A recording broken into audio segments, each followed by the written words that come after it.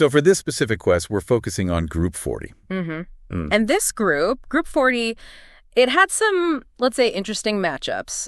The source material you shared really dives into the personal side of the rankings here. Okay, so let's lay them out. Competing in Group 40, we've got Aerosmith's Big Ones. Right. Tears for Fears with the Hurting. Yeah. Rush's 2112. Okay. And The Hits by Prince. Quite a lineup. Yeah. So our mission is basically to see how Greenstocks navigated this, how these four ended up ranked in his personal quest. Okay. So right off the bat, what was the big surprise, the winner of this group for Greenstock? Well, this is where it gets interesting. The winner, maybe unexpectedly for him initially, was The Hits by Prince. Huh. Prince. Why unexpected? He actually admits in the blog he wasn't, a massive Prince fan beforehand. It was his wife who was really into Prince. Ah, the partner influence. Exactly. She even took him to see Prince live at the O2 back in 2009. And that experience, plus really listening to the hits for this quest, it completely changed his mind. Wow. So what tracks stood out? Oh, the big ones, Purple Rain, Little Red Corvette, When Doves Cry. He was just genuinely blown away by how consistently strong that collection is. So Prince took the top spot. That's fascinating how a live gig or someone close to you can just flip your perspective on an artist you thought you knew.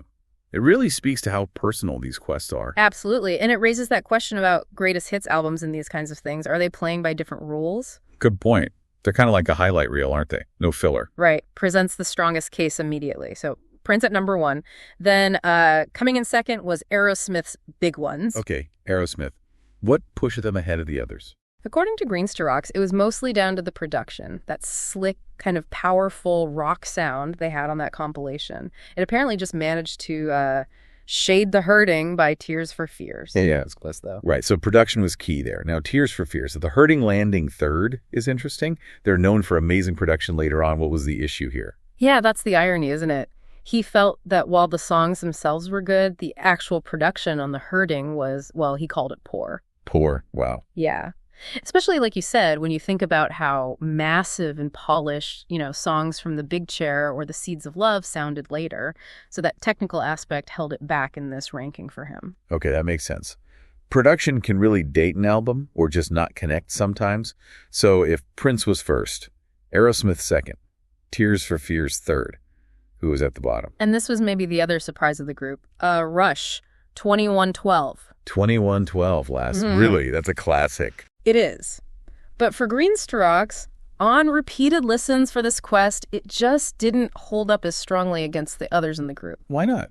What was the criticism? His main point was about the concept, the story. The whole futuristic musical oppression and discovery thing. Yeah, side one. Right. He felt it just stopped abruptly, right when it was getting compelling. It left him feeling a bit unsatisfied, like the narrative wasn't fully resolved. Huh. So the story's ending, or lack thereof, actually impacted the ranking of the music itself. Seems like it did for him in this context, yeah. It's an interesting angle on concept albums, how much the concept execution matters versus just the tunes. Definitely. So let's recap Group 40 then.